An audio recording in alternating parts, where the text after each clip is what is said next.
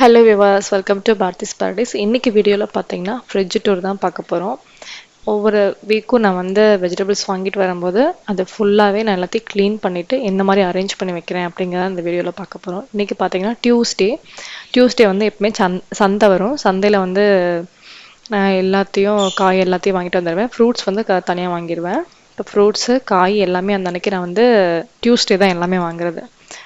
Groceries Sunday வாங்குவேன். Vegetables எல்லாமே Tuesday சந்தை அப்படிங்கிறதுனால வெஜிடபிள்ஸ் எல்லாத்தையும் வாங்கிடுவேன். அது கூடவே சேர்த்து ஃப்ரூட்ஸும் நான் வாங்கிட்டு வந்துடுவேன். இப்போ பார்த்தீங்கன்னா என்னோடய ஃப்ரிட்ஜ் இப்படி தான் இருக்குது. அங்கங்கே போட்டு வச்சுருக்கேன். எவ்ரி வீக் இல்லைனா ஒரு 2 வீக்ஸ் ஒன்ஸு, சம்டைம்ஸ் 1 மந்த் ஆயிரும் ஃபுல்லாகவே எல்லாத்தையும் எடுத்து க்ளீன் பண்ணுறதுக்கு. மேக்ஸிமம் க்ளீன் பண்ணிட்டோம்னா பார்க்க அழகாக இருக்கும்.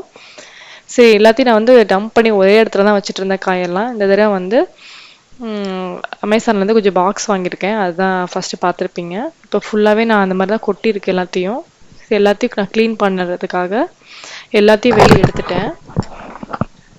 பார்த்தீங்கன்னா ஃப்ரீஸ் பண்ணிடணும் கண்டிப்பாக. 2 days ஒன்ஸ் இந்த மாதிரி ஐஸ் க்யூப் நிறையா கட்டியாக இருக்கும். அதை சீசர் வச்சு உடைக்கிறது, கத்தி வச்சு உடைக்கிறது, அந்த மாதிரிலாம் பண்ணாமல் 2 days ஒன்ஸு கண்டிப்பாக ஃப்ரீஸ் பண்ணி விட்டுறணும்.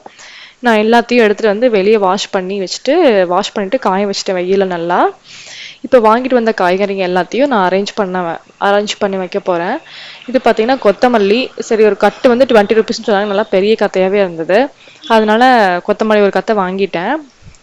இப்போ வாங்கிட்டு இது எப்படி 1 வீக் அப்படியே பச்சையாகவே இருக்க வைக்கிறது, கொஞ்சம் பழுத்து போயிடும் தலைங்க, அதெல்லாம் ஆகாமல் இருக்க இந்த மாதிரி ஃபஸ்ட்டு வாங்கிட்டு வந்தோடனே அந்த வேரெல்லாம் கட் பண்ணிவிட்டு நல்லா அதில் ஈரப்பதம் நிறையா இருக்குது, தண்ணி தொளிச்சு தான் வச்சுருப்பாங்க, வாடிடும் அப்படின்ட்டு அது நல்லா உணர வச்சுட்டு அதுக்கப்புறம் பாக்ஸ் பண்ணணும்.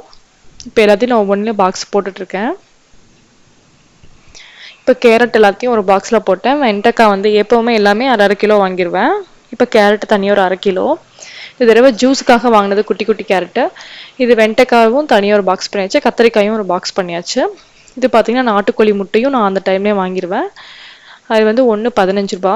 என் ஃப்ரெண்ட் ஒருத்தர் வைக்கிறாங்க, அவங்கள்ட்ட வாங்கினது. இது பச்சை மிளகா பார்த்தீங்கன்னா அந்த காம்பு எல்லாத்தையும் க்ளீன் பண்ணிவிட்டு வச்சோன்னா 1 வீக் அழுகாமல் இருக்கும். இது ஃபுல்லாக ட்ரை ஆனதுக்கப்புறம் நான் பாக்ஸ் பண்ணுறதுக்கு எல்லாத்தையும் பாக்ஸில் போட்டுட்டேன். இது ஃபுல்லாக மசாலா ஐட்டம் பார்த்தீங்கன்னா எல்லாம் தனித்தனியாக இருந்துச்சு. சரி, எல்லாத்தையும் இந்த அமேசான்லேருந்து வாங்கின பாக்ஸில் நான் என்ன பண்ணி அடுக்கி வச்சாச்சு. பார்த்தீங்கன்னா சொரக்காய் எப்பவுமே 2 வாங்கிடுவேன். பீக்கங்காய் 5 பீக்கங்காய். எப்பவுமே பொரியலும் ரசம் மட்டும் தான் நாங்கள் வைக்கிறது. குழம்பு வீக்லி 2 த்ரைஸ் தான் வைப்பேன். மீதி எல்லாமே பொரியல் ரசம் மட்டும் தான் நாங்கள் வைப்போம். அதுக்கேற்ற மாதிரி நான் காய் வாங்கியிருக்கேன். இதெல்லாமே பாக்ஸ் பண்ணியாச்சு.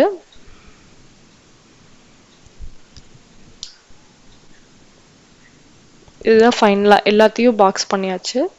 இப்போ இந்த மாதிரி பாக்ஸில் போட்டது எல்லாத்தையும் இதுதான் இந்த மாதிரி தான் நான் பண்ணி வச்சுருக்கேன். இந்த மாதிரி பண்ணிட்டோன்னா 1 வீக் கொஞ்சம் ஃபுல்லாக நெக்ஸ்ட் டியூஸ்டே வரைக்கும் கரெக்டாக அழுகாமல் இருக்கும்.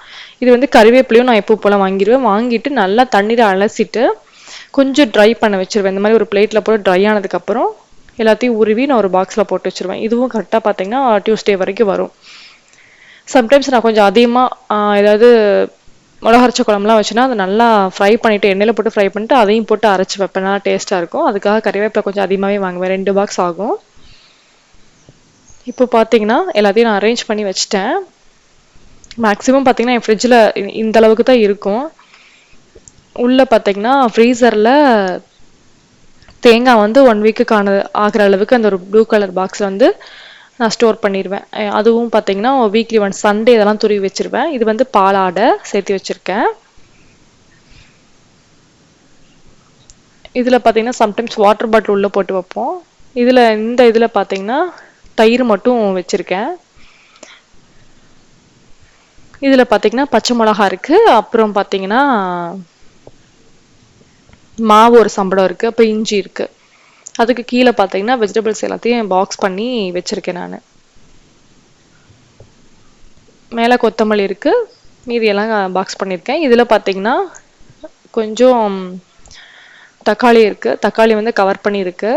எலுமிச்சம்பழம் இருக்குது. வீட்டில் ஊர்லேருந்து கொடுத்துடுவாங்க, அதனால் ஃப்ரிட்ஜில் போட்டிருக்கேன். மீதி எல்லாம் காயும் உள்ளே இருக்குது. ஃப்ரூட்ஸ் மாதுளம்பழம் மட்டும் உள்ளே ஃப்ரிட்ஜில் போட்டு வச்சுருப்பேன். மீதியெல்லாம் வெளியில் தான் இருக்கும். நாட்டுக்கோழி முட்டை வந்து எப்பவுமே இந்த ட்ரேயில் இருந்துக்கிட்டே தான் இருக்கும். காலியாச்சுன்னா நான் வாங்கிடுவேன். எப்படியும் கரெக்டாக 1 வீக் நான் வாங்குற மாதிரி 10 தான் வாங்குவேன், 10 முட்டை. இதில் பார்த்தீங்கன்னா கேஷ்யூஸும் பாதாமும் இருக்குது. இது பார்த்தீங்கன்னா விரலி மஞ்சள் வீட்டில் இருக்கணும்னு சொல்லுவாங்க. இது வந்து பார்த்தீங்கன்னா என் ஹஸ்பண்டோட அக்கா கொடுத்தது. 1 இயர் ஆகுது, இன்னும் எதுவும் பூச்சியெல்லாம் பிடிக்காம பத்திரமா இருக்குது. ஃப்ரிட்ஜில் வைக்க சொல்லி தான் கொடுத்தாங்க, வீட்டில் இருக்கணும் அப்படின்ட்டு அது வச்சுருக்கேன். இது பார்த்தீங்கன்னா மசாலா ஐட்டம் ஒரு ட்ரேயில் போட்டு வச்சுருக்கேன். இது சாஸு. அதுக்கு கீழே ஓப்பன் பண்ண ஃப்ளோர்லாம் இருக்குது. கடலை மாவு, பஜ்ஜி மாவு, அதுக்கப்புறம் கோதுமை மாவு எல்லாமே. வெளியில் வச்சோன்னா அது வந்து சீக்கிரம் பூச்சி பிடிச்சிருது. அப்புறம் கடலை பருப்பும் இருக்குது. இது வந்து யூஸ் பண்ண போகிறது, எப்படியும் கொஞ்சம் ஸ்டோர் பண்ணி வச்சுருப்பேன். அது வந்து ரவையும் மீதி கடலை மாவும் இருக்குது. இதுதான் என்னோடய ஃப்ரிட்ஜ் டூர். உங்களுக்கு பிடிச்சிருந்ததுன்னா இந்த வீடியோ லைக் பண்ணுங்கள், ஷேர் பண்ணுங்கள், கமெண்ட் பண்ணுங்கள்.